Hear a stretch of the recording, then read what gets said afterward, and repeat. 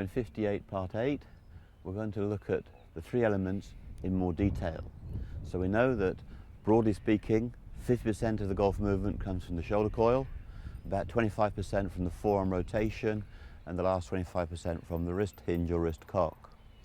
So earlier we talked about the natural progression. So I've set myself up and I'm just going to use the shoulder mechanism to give me half to 2/3 of a swing. So here we go, just the shoulder turning.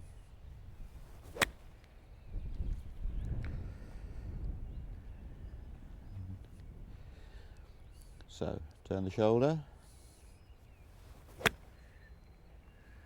and through. So that's giving me about half a swing. I'm now going to add the forearms in and go to a 3/4 movement.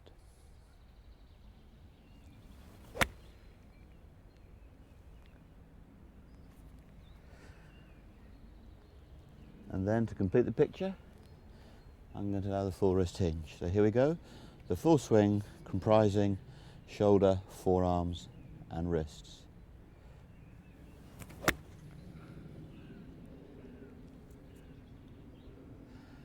Good.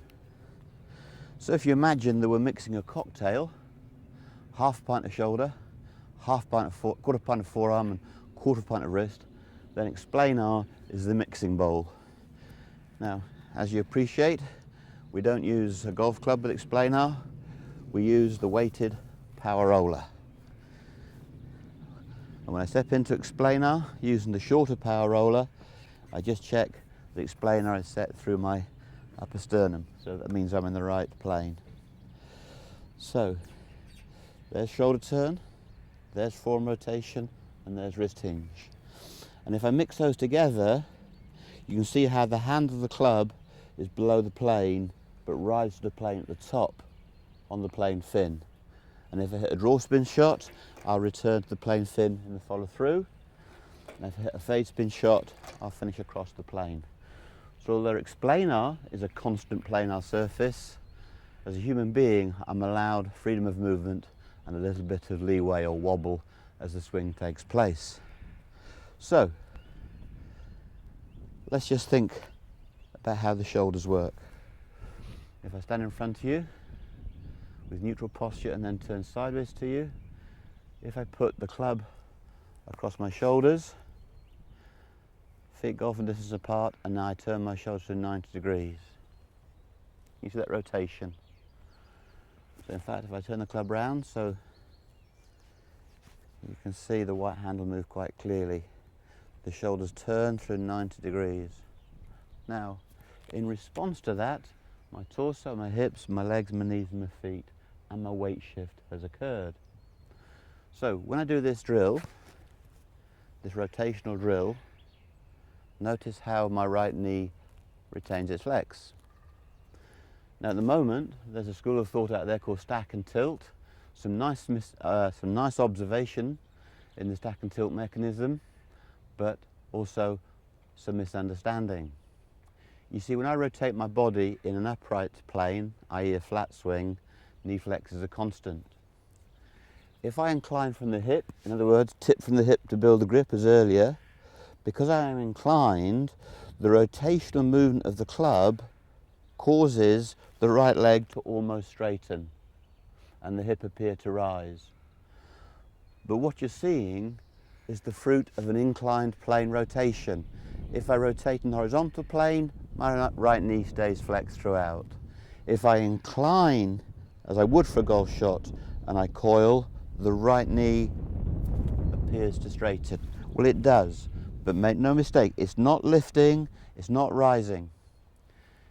Now the other mistake that gets made is that people believe that the body goes this way in the backswing. However, if I show you rotation, you can see that this gap increases. But don't be beguiled. It's not a tilt onto the left side. That's a total misunderstanding. What we're seeing is rotation in plane, the right leg straightens and the hip moves this way.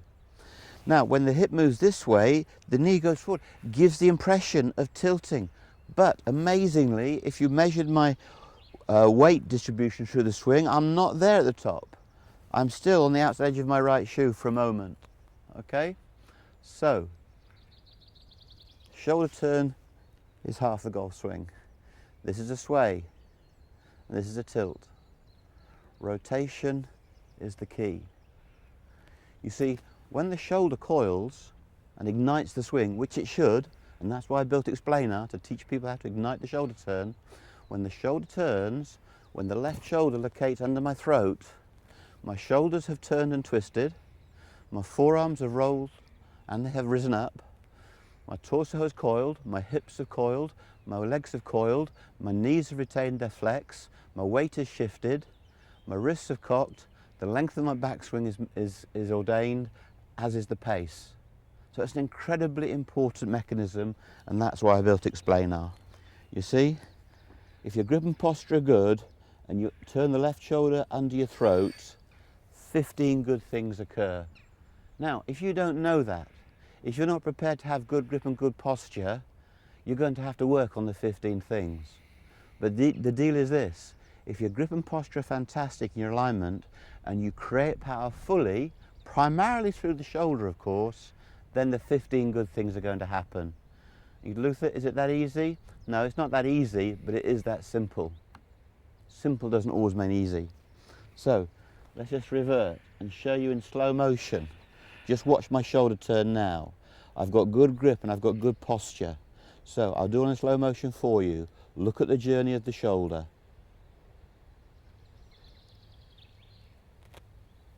It goes to the throat. The power is created.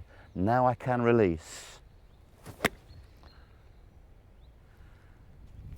And that was the purest of the demonstration shots I just hit for you. You see, it doesn't matter how slowly you stretch a catapult, you can even stop. The power is still going to be there. There's no point rushing back. Now, if the shoulder rotation is incorrect, i.e. not in its most powerful slot, then things misbehave.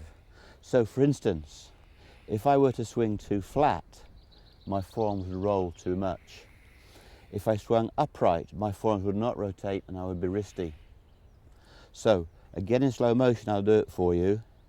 I will coil the shoulder to my throat. That's what you can see.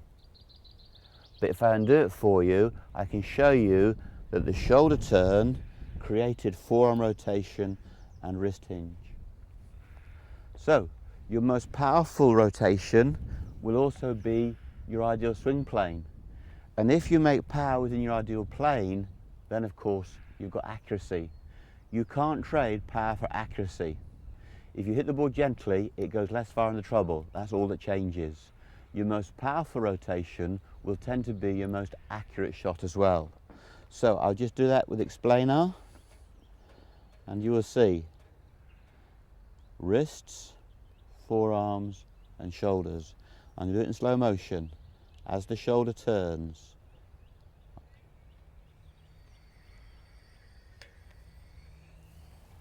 The shoulder under the throat and through. Now, if I were to go below plane and swing flat, I think you can see that my forearms would roll, but my wrist can't hinge. I'm in great danger of shanking it. Conversely, if I go above the plane, my forearms are not rotating, but my wrists are hinging. So the beauty is that when the shoulder hits the throat, you know that your forearm rotation is going to be healthy. So let me just recap. If your grip and posture were poor, and I said you turn the shoulder under your throat, you've got nothing. But if you can persevere and give me your best pre-shot routine of grip and posture, if you can copy this over a period of time, then the left shoulder to the throat is where it's all at. Left shoulder to the throat. One simple instruction. So let me just reiterate the 15 things. If your grip and posture are good and you turn the left shoulder, that is your widest arc, it's your swing path, and it's your swing plane.